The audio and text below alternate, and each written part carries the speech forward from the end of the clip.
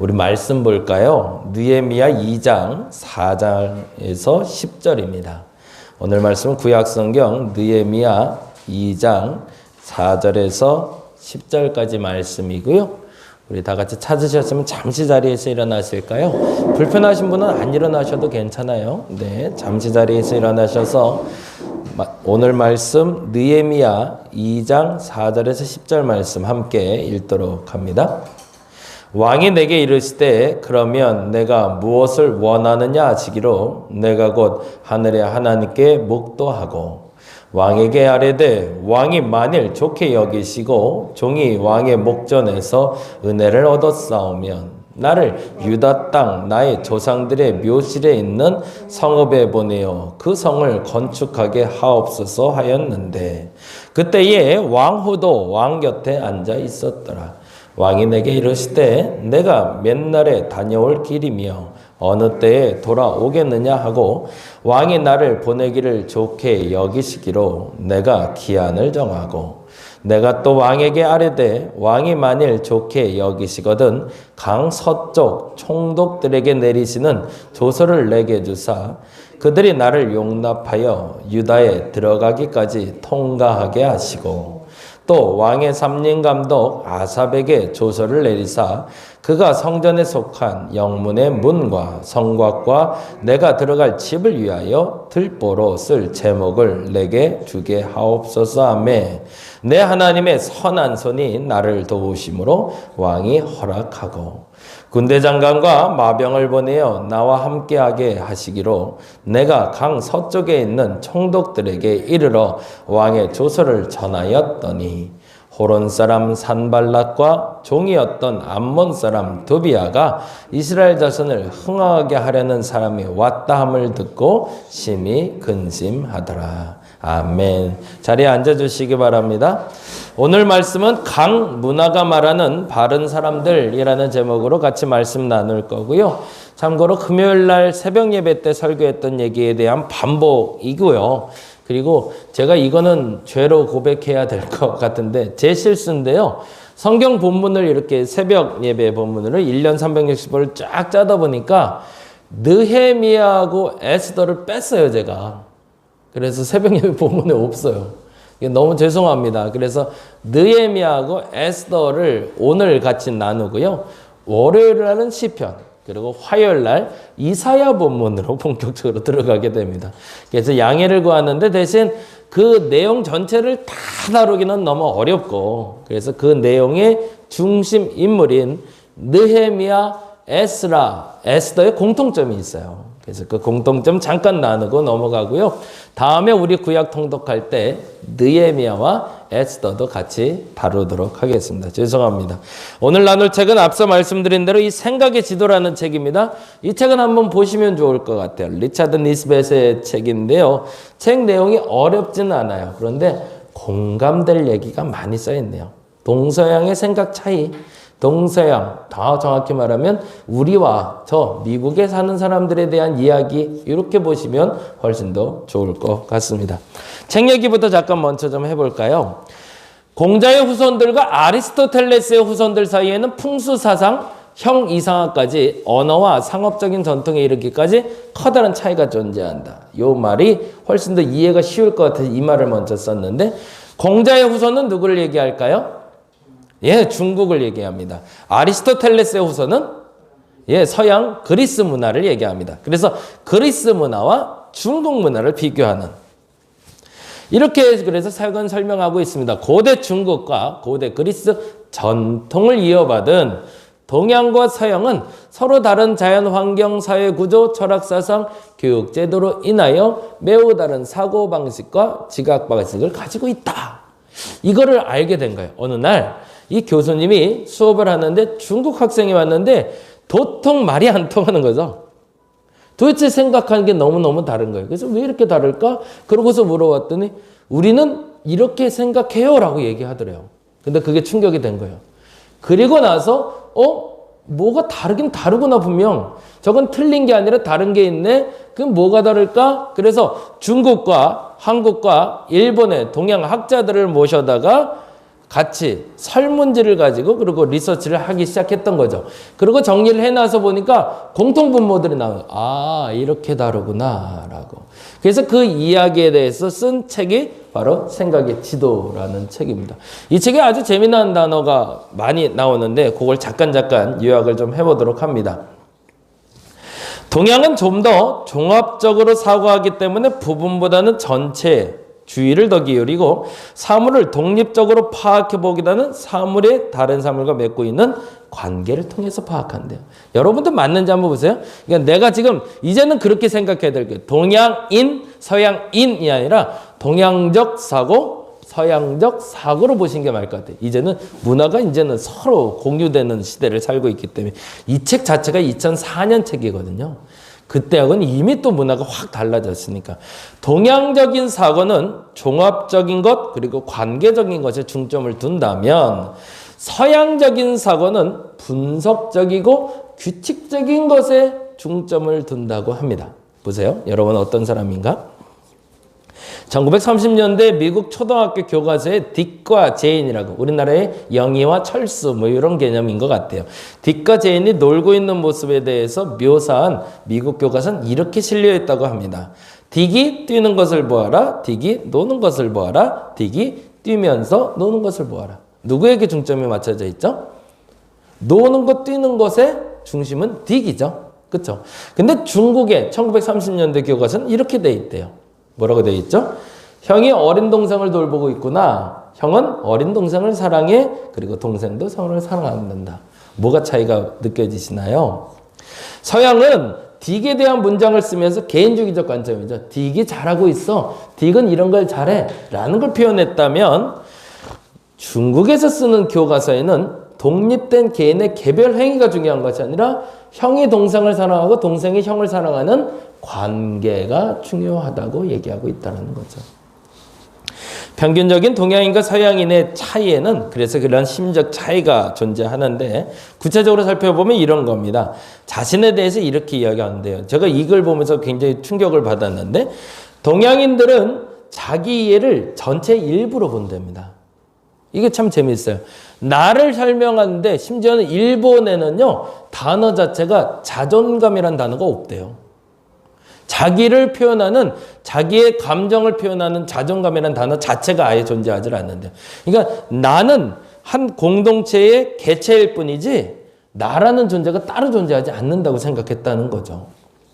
반면에 서양인은 자기를 전체로 보지 않고 나 자신으로 본다는 거죠. 그래서 내 거라는 단어들 많이 쓰죠. 그래서 우리는 이 단어가 완전히 분리되죠. 서양적 사고를 가진 사람은 내 거, 나라는 단어를 많이 쓴다면 저도 많이 쓰는 단어인데 우리 집, 우리 교회라는 단어를 쓰는 건 동양적 사고라는 겁니다. 성공과 성취에 대해서도 달라요. 동양인이 생각하는 성공은 뭘고 서양인이 성공하는 동양적 사고와 서양적 사고의 차이가 뭘까요? 여러분 어떻게 생각하세요? 한번 상상해 보세요. 동양적 사고의 성공은 뭘까요? 여러분은 어떻게 생각하는지 머릿속에 그리고 한번 들어보세요. 동양인들은 내가 성공하는 것이 아니라 우리 집단이 성공하는 것을 영광으로 본대요. 저 같은 경우에도 제가 잘 되는 게 아니라 우리 교회가 잘 되는 게 내겐 좋은 일이에요. 그러려면 무슨 일이 벌어져야 되면 내가 희생해야 되겠죠. 그게 동양적 사고. 반면에 서양인은 개인의 업적. 우리 교회를 통해서 뭐 해야 돼요? 내가 잘 돼야 되는 거예요. 지금까지 우리는 그거를 교회 내에서도 잘못됐다고 얘기해왔죠. 교회 득을 봐서 자기 혼자 성공했다고. 근데 서양적 사고에서는 그게 긍정적이라는 거죠. 자기 희생의 미덕이 있는 게 동양인들의 미덕이라는 겁니다. 인간관계에서도 마찬가지인데요. 동양인들은 인간관계 속에서 조화를 굉장히 중요시 여긴다. 그래서 튀면 안 되죠. 누군가 이렇게 독특한 행동을 하거나 좀 이상한 행동을 하면 그거는 자제를 시키죠. 근데 반면에 서양인들은 자신을 긍정적으로 보려고 노력한대요. 그래서 개개인에게 맞는 카테고리를 만들어서 공동체를 형성하고 있다는 거예요. 그러니까 우리나라에 그게 이제 많이 들어왔죠. 그래서 획일화된 양복을 입고 출근하는 문화가 이제 많이 없어지기 시작했고, 획일화된 구조 내에서 같이 기업 문화가 만들어지지 않고 다양한 공간에서 문화가 만들어지기 시작했죠. 저는 짜장면 시킬 때 이런 생각 들었어요. 짜장면 시킬 때 여러분 어떻게 하세요? 나 짜장면 이렇게 시키시나요? 너 뭐 먹을래? 먼저 물어보지 않으세요? 우린 웃겨요. 내가 먹고 싶은 게 있는데 상대방이 뭘 먹고 싶은지를 먼저 물어봐요. 그리고 거기에 맞춰주죠. 우리 동민이랑 먹을 땐 그게 편하더라고요. 지난번에 우리 짜장면 먹으러 갔는데 우리는 어떻게 시킬까요? 짜장면도 먹고 싶고 짬뽕도 먹고 싶어요. 그러면 2개 다 시키면 되죠. 그래서 짜장면 2개 시키고 짬뽕 하나 더 시켜서 먹으면 충분하죠. 사람마다 관점이 다르다는 거죠. 너 뭐 먹을래? 라고 물어보는 사람이 있고, 난 짜장면 먹을 건데 넌? 이라고 물어보는 사람은 이 사고의 차이가 있다. 이거 인정을 하자는 얘기입니다. 타인의 감정에 대해서도 마찬가지. 동양인들은 인간관계 조화를 얘기하기 때문에 타인의 감정을 건드리면 안 된다고 보는데, 반면에 서양인들은 정의를 추구하기 때문에 감정을 건드리더라도 바른 것을 말해야 된다고 얘기한대요. 그래서 나오는 게 법정에서 그렇대요. 법정에서 판사가 판결을 할 때 우리나라는 어떻게 판결을 하려면, 가급적이면 부부가 이혼하려고 찾아왔으면 가급적이면 어떻게 하라고 그럴까요? 우리나라는 합의에 도출을 하라고, 서로 살 수 있는 방법을 찾으라고 얘기한대요. 근데 반면에 서양에서는 단도직입적으로 너는 너한테 얼마나 더 줄 수 있는지가 더 중점인 거죠. 갈라서는 건 이미 전제가 됐고, 그거를 봉합해 보려고 노력하는 것이 아니라 갈라섰을 때 얼마나 합리적으로 살 수 있는지를 얘기해 준다는 거죠. 아직도 저는 그래서 이 책을 읽으면서 생각했는데, 저는 동양적인 사고를 많이 갖고 있는 것 같아요. 위계질서도 마찬가지입니다. 위계질서에서는 동양인들은 집단 통제를 수용한답니다. 집단적으로 이런 일이 벌어지고 있다면 그 일에 나는 순응해야 된다고 생각하는 반면에, 서양인들은 형평성, 논란을 일으키고 내 자유를 얘기한대. 이게 올해 그리고 작년에 많이 드러났죠. 어디서 많이 나왔을까요? 마스크 대란 나고 코로나 터졌을 때. 우리나라가 통제가 되는 이유는 뭘까요? 이 동양적인 사고가 깊이 사로잡고 있기 때문이고, 프랑스나 이탈리아가 이렇게 통제가 안 되는 이유가 있는 거죠. 왜? 자유. 마스크 안 쓴 건 내 자유야 라고 얘기하는데, 우리는 아니, 자유보다는 공존을 위해서, 공의를 위해선 서로 희생해야 된다는 생각이 강하기 때문이라는 거죠. 그래서 이 책 읽고 나니까 우리나라가 코로나를 잘 막을 수밖에 없는 상황이구나를 좀 알게 되더라고요. 논쟁에 대해서 마지막으로 말씀드릴게요. 동양인들은 모순간 논쟁을 회피한답니다. 그래서 잘못된 것보다 뭘 많이 얘기하죠? 중용, 중간, 적당히. 그러니까 굉장히 강하다면, 서양인들은 적극적으로 논쟁을 일으켜서 결론에 도출하기를 원한다고 하네요. 그래서 토론 문화가 우리나라는 약한 거죠. 일방적으로 듣는 게 강하고, 그래서 서당식 교육이라고 그러죠. 서당식 교육으로 앉아있고 회초리 들고 있는 훈장 선생님 앞에서 일괄적으로 동일한 얘기를 그냥 받아들이는, 습득하는 문화라면, 유대인들은 서로 소위 박 터진다고 그러죠. 서로 토론하며 논의하며 결과를 도출해내는 문화를 보게 됩니다. 이러한 평가들은 일관적이진 않지만 보편적이다. 우리는 인정해야 되죠. 이게 내 안에 내재되어 있구나. 그래서 교회가 동양적인 사고를 가진 사람이 많으면 오히려 통제하고 컨트롤하기는 참 좋은 것 같아요. 그런데 뭐가 없을까요? 안전하긴 하지만 새로운 것을 시도하는 게 너무 어렵죠. 근데 그 교회가 약간 서양적인 사고가 강한 교회라면 굉장히 안정적이진 않을 겁니다. 서로 만나면 맨날 싸울 거예요. 그런데 장점은 새로운 것을 많이 꿈꾸고 만들어갈 수 있는 교회가 될 것 같아요. 개인적으로는 이 조화가 여러분에게도 좀 생겼으면 좋겠다라는 생각이 들고요. 이 책을 통해서 여러분이 갖고 있는 동양적 사고의 단점과 서양적 사고의 단점을 보완해서 장점으로 만들어내시면 굉장히 좋은 책 읽기의 교재가 될 것 같습니다. 중요한 것은 이러한 보편성을 소유하는 것이 안전하고 디딤돌이 된다는 거죠. 그렇다면 성경에서 말하는 이 안전한 디딤돌이 되는 보편적인 성향이 뭔가 이거를 느헤미야, 에스다, 에스라라는 분 공통점을 찾아보면서 한번 읽어보려고 합니다. 성서의 문화에 따른 바른 사람의 기준이 있어요. 이런 사람이 바른 사람이다. 근데 이 바른 사람의 기준의 첫째 느헤미야는 이렇게 기록합니다. 같이 한번 읽어보죠. 이젠 성경 말씀이니까 같이 읽어봅니다. 왕이 내게 이르실 때 그러면 내가 무엇을 원하느냐 하시기로 내가 곧 하늘의 하나님께 묵도하고, 요게 굉장히 중요한 단어가 나와요. 뭐냐면 느헤미야에겐 주군이 둘이다라는 거예요. 내가 섬기는 존재가 있는데 그 존재는 누구누구다? 첫째는 왕, 둘째는 느헤미야의 판단의 기준을 왕이 내게 이르실 때 그리고 하늘의 하나님께 묵도하고라고 나오잖아요.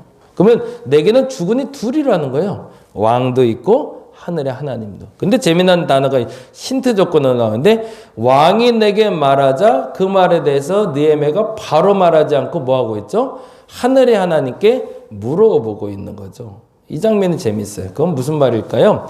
느헤미야의 판단 기준은 왕과 하나님인데 그런데 중요한 게 있어요. 같이 읽어봅니다. 5절 왕에게 아뢰되 왕이 만일 좋게 여기시고 종이 왕의 목전에서 은혜를 얻었사오면 나를 유다 땅 나의 조상들의 묘실에 있는 상읍에 보내어 그 성을 건축하게 하옵소서라고 요청합니다. 이 요청은 어떻게 한 거죠? 왕이 내게 필요한 게 뭐냐라고 물을 때 하나님께 묻고 그리고 나서 왕에게 대답한 겁니다. 그리고 이렇게 얘기하죠. 6절에 그때에 왕후도 왕 곁에 앉았더라. 왕이 내게 이르실 때 뭐라고 돼 있어요?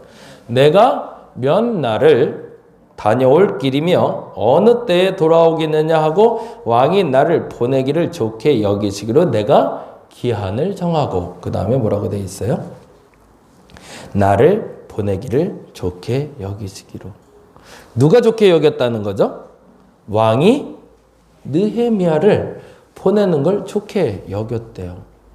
이 말을 저는 이렇게 표현을 해요. 왕의 마음을 얻었다고. 느헤미야가 어떻게 왕의 마음을 얻었을까? 이게 중요한 거죠. 우리는요, 지금까지 신앙생활이라고 할 때 제가 이번에 9월 11일 날 평창제일교회 세미나를 강의를 좀 하는데 줌으로 하는데 거기 일터 사역에 대해서 얘기해요. 이 부분 여러분 잘 구분해 놓으세요. 신앙생활은 신앙 더하기 생활일까요? 아니면 신앙생활일까요?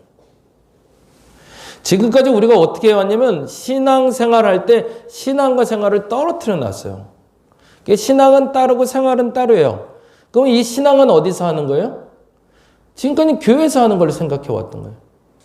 교회에서 말씀 잘 보고요. 기도 열심히 하고 봉사 잘하고 헌금 잘하고 교회 내에 열심히 하면 신앙 좋다.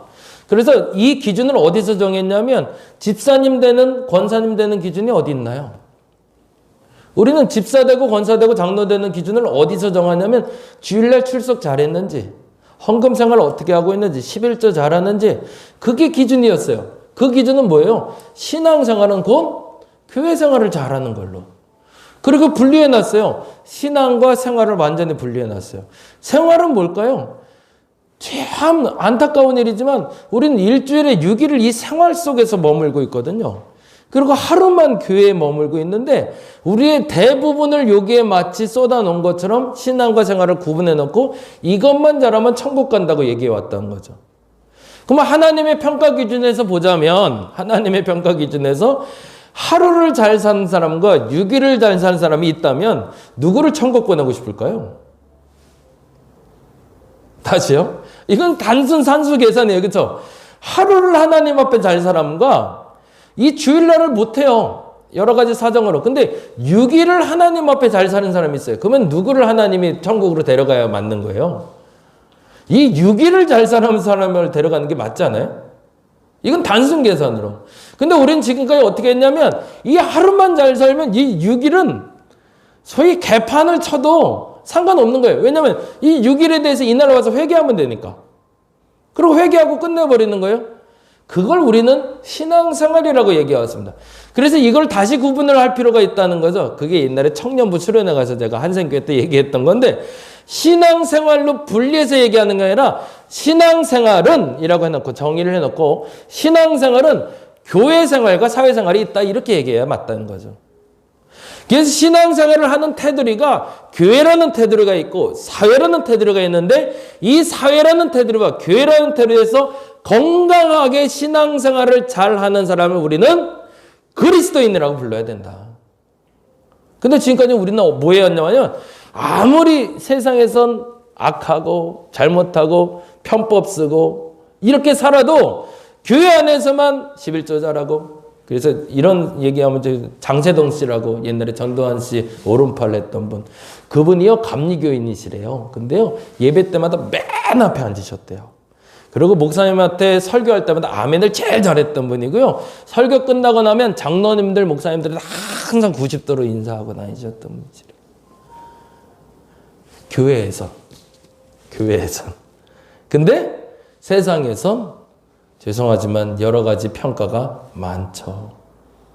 우리는 그렇게 신앙생활하는 걸 잘한다라고 평가하면 안 된다라는 거죠.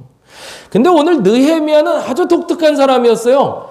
신앙생활을 잘했던 사람인 거죠. 왕의 마음을 얻었어요. 왕.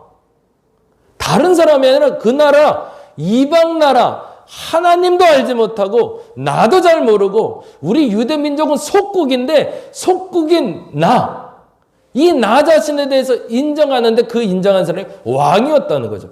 그리고 왕이 내가 원하는 건 다 해주겠대요. 이게 신앙생활 진짜 잘하는 거 아닌가요?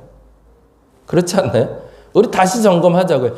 세상에서 인정받는 게 신앙생활 잘하는 겁니다. 근데 왜 인정받냐는 거죠.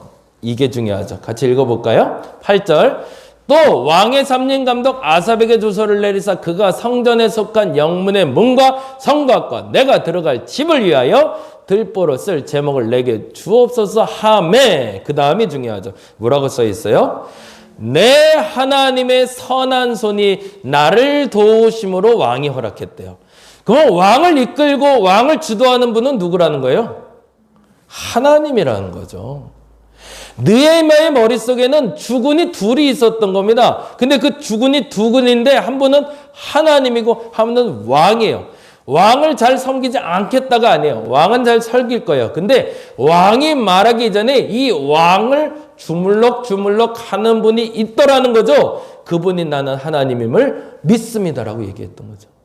그리고 내가 말을 할 때도 내가 말을 하는 순간 하나님께 먼저 여쭙고 이 말을 왕에게 해야 될지를 물었던 사람이라는 거죠. 근데 그러한 행동이 무슨 일을 벌어지게 했다? 그가 하나님께도 인정받고 왕에게도 인정받는 사람으로 하나님이 만들어주셨다는 거예요. 저와 여러분이 그런 사람이 되기를 간절히 바랍니다. 이제 진짜 신앙생활을 할 수 있는 여러분 됐으면 좋겠습니다.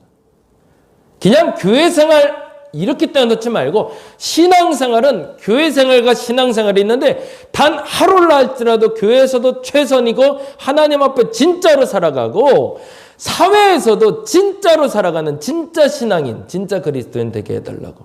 그래서 느헤미야처럼 얻어야 될 건 마음껏 얻을 수 있는 하나님의 선한 손이 나를 도우셔서 왕이 내게 허락했다고 말할 수 있는 여러분 되기를 간절히 바랍니다.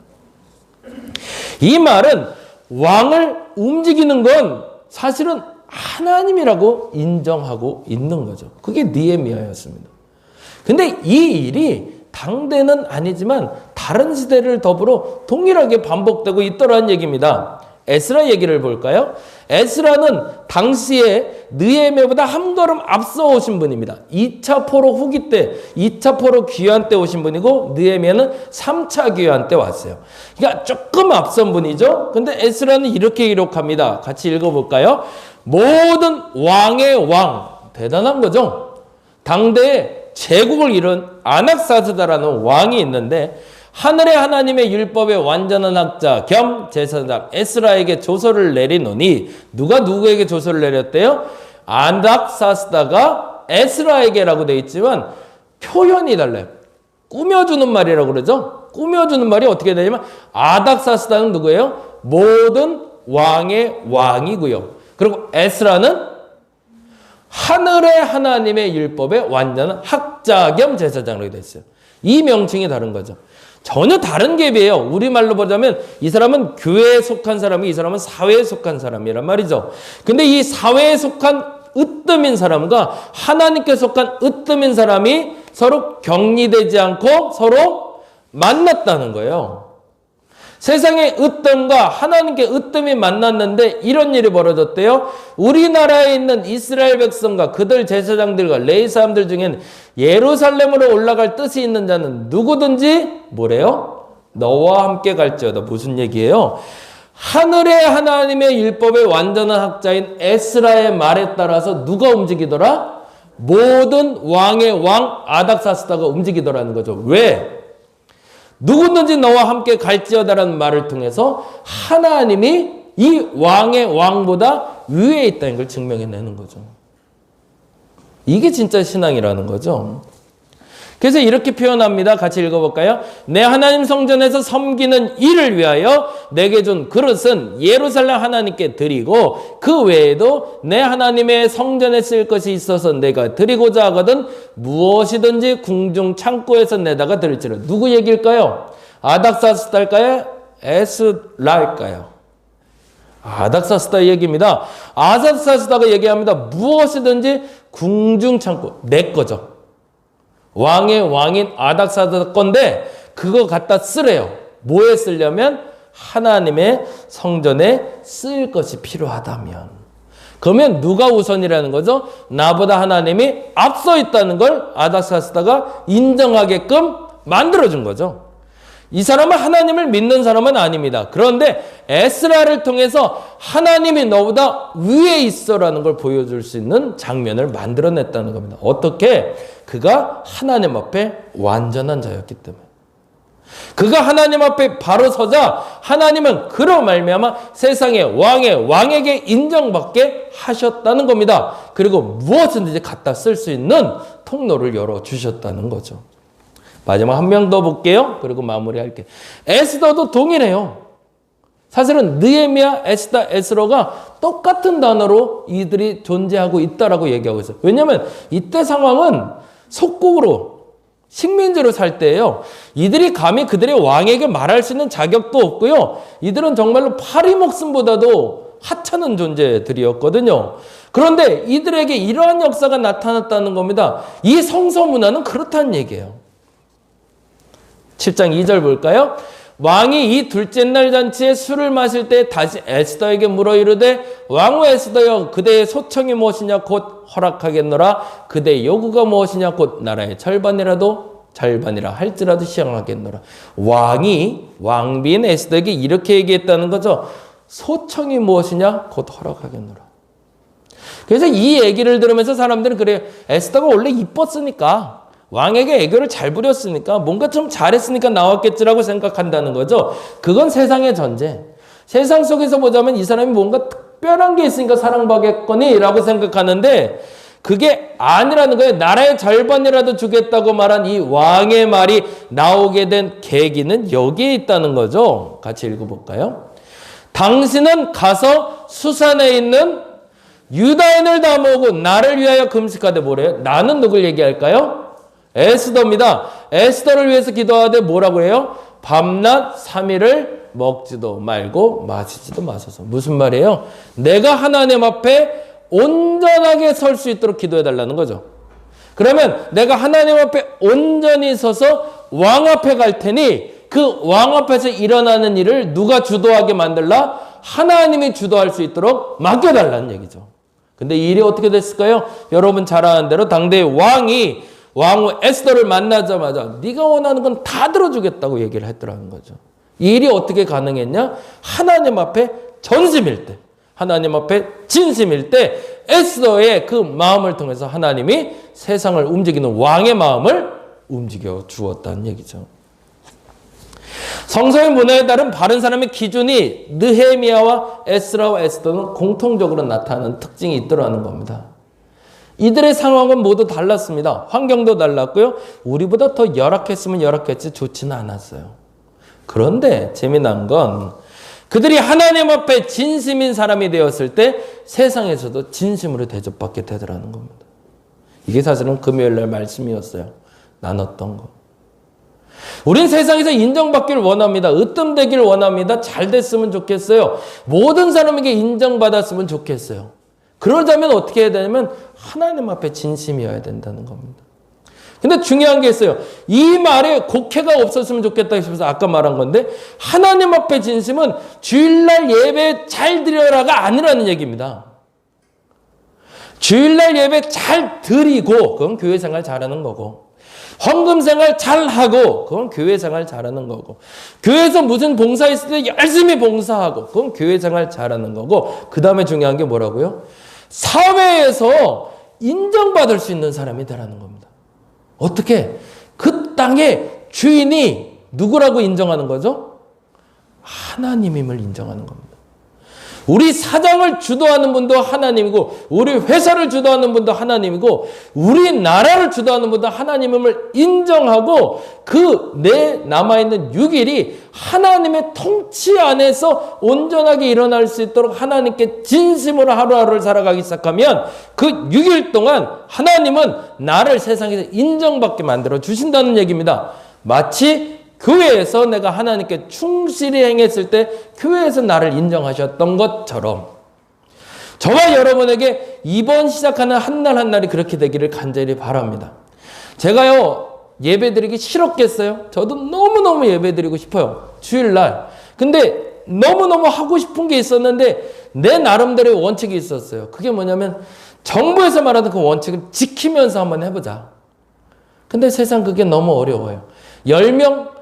말이 10명이지 10명 데리고 하려면 우리 가족만 4명이에요. 그러면 성도들 6명 나오라는 거예요. 한 부 예배 드릴 때마다.